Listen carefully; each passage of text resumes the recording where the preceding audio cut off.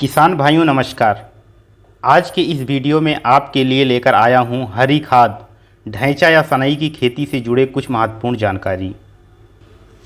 आज के समय में हमारे किसान भाई हरी तथा देसी कार्बन युक्त खादों को छोड़कर रासायनिक उर्वरकों जैसे यूरिया, डीएपी तथा पोटास का प्रयोग अंधाधुंध कर रहे हैं। इन रासायनिक उर्वरकों के अत्यधिक प्रयोग से खेत के मिट्टी में जीवांश, कार्बन तथा अन्य सूक्ष्म पोषक तत्वों की कमी देखी जा रही है, जिसका असर फसलों के उत्पादन तथा उपज की गुणवत्ता पर पड़ रहा है।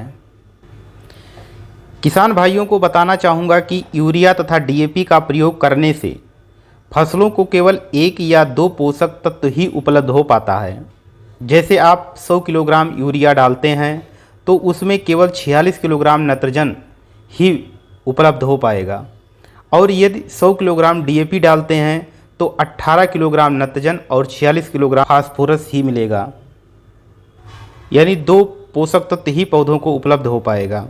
लेकिन पौधों की वृद्धि और विकास के लिए 2 पोषक तत्व नहीं बल्कि कुल 17 पोषक तत्वों की आवश्यकता होती है।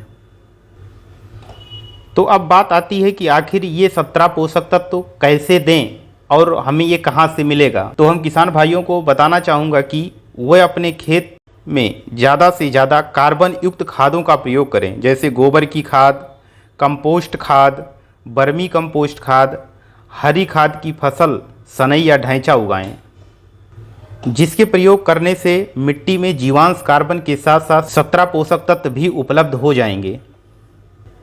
तो आज हम किसान भाइयों से चर्चा करेंगे हरी खाद की फसल ढैंचा या सनई के बारे में। हरी खाद की फसल क्या है, ये हमें आसानी से कहाँ उपलब्ध हो पाएगा, इसकी कितनी मात्रा हम बुआई के लिए प्रयोग करें, और इसके बुआई का सही समय क्या है, और इसकी कटाई कब करें, यानी इसको खेत में कब दबाएं।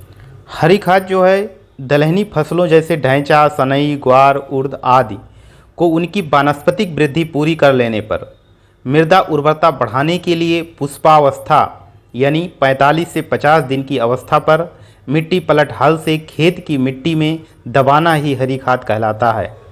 हरी खाद की फसल में सबसे लोकप्रिय फसल ढैंचा या सनई है। तो हम किसान भाइयों को बताना चाहूँगा कि ढैंचा का बीज आपके नज़दीकी राजकीय कृषि बीज भंडार पर उपलब्ध है।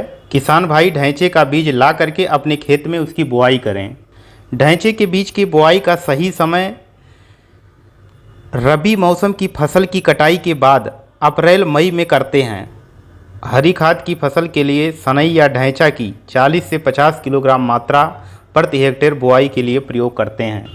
आइए जानते हैं कि हरी खाद वाली फसल की बुआई करने के क्या क्या फ़ायदे हैं। तो सबसे पहले मृदा में कार्बनिक पदार्थों की बढ़ोतरी हो जाती है। यदि हम हरी खाद वाली फसलों की बुआई करते हैं तो मृदा में कार्बनिक पदार्थों की बढ़ोतरी होती है, मृदा की संरचना में सुधार होता है। यदि हम हरी खाद वाली फसलों की बुआई करते हैं तो खरपतवारों की समस्या भी कम होती है।